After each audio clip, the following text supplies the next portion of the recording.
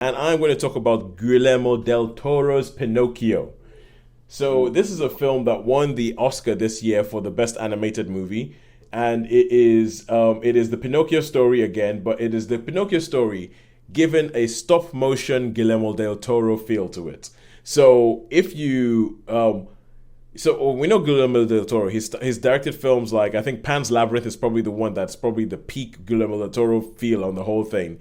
And this is if you imagine Pinocchio made stop motion, but imagine the art direction of Pan's Labyrinth in a Pinocchio movie. That's kind of you're getting close to what this film is.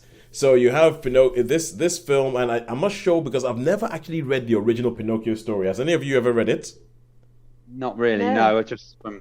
I mean, there was that film that came out a few years ago, wasn't there? it With was like during the lockdown, wasn't it? Just after lockdown that we saw. Yeah, Yeah, because the first ever Italian Pinocchio. But with this one, yeah. it starts off with the story is narrated by he isn't called Jiminy Cricket. He's called something else Cricket. Something he has like an initial something P Cricket in this, voiced by Ewan McGregor.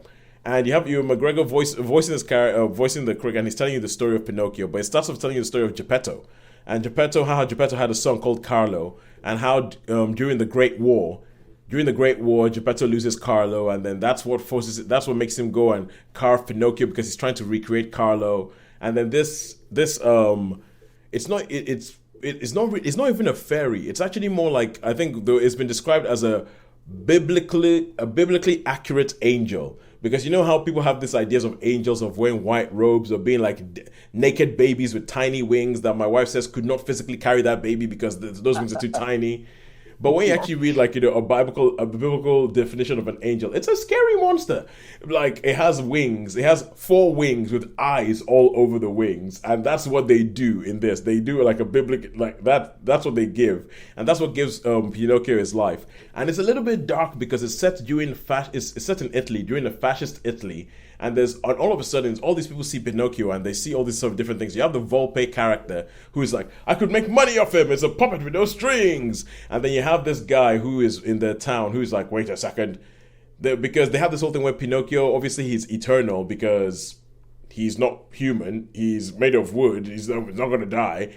So this guy immediately goes, this could be the best soldier ever. We can just fill the battlefields with this guy. He could work for. And they even have, let me put it this way, Mussolini is a character in this film.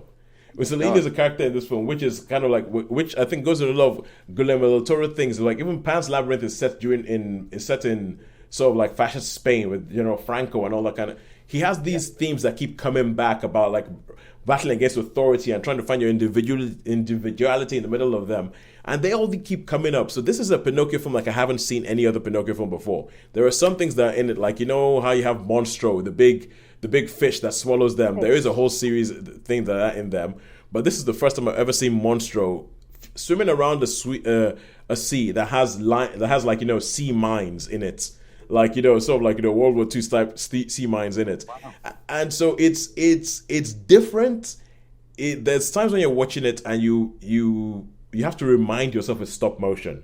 You have to remind yourself that this was actually stuff that they were moving little by little because it's so smooth that you would swear it was computer generated.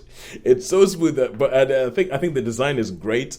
Some of the ideas are really really cool about the whole thing. This is probably the only film which you're going to find Kate Blanchett voicing a monkey, and this is not a monkey that talks. This is a monkey. Wow. A monkey voiced by Kate Blanchett. So I really liked it. I thought it was really, really good. I thought it was Guillermo doing his thing, playing around, doing thing. It's a Pinocchio thing like I haven't seen before. I would give it 4 out of 5 stars. And it's and even though it's a good, and I'd heard people say about this thing before, I'm not sure it's for kids. I showed it to my 2-year-old daughter, loves it. And it's now the only version of Pinocchio she's ever seen. So, and she's like, You don't mind. Pinocchio, pointing at the screen when it comes over the Netflix, like, Pinocchio. So I'll give 4 out of 5, and I would recommend when you can find space amongst all the million of other things you need to watch. I would say this is a version of Pinocchio that's well worth your time.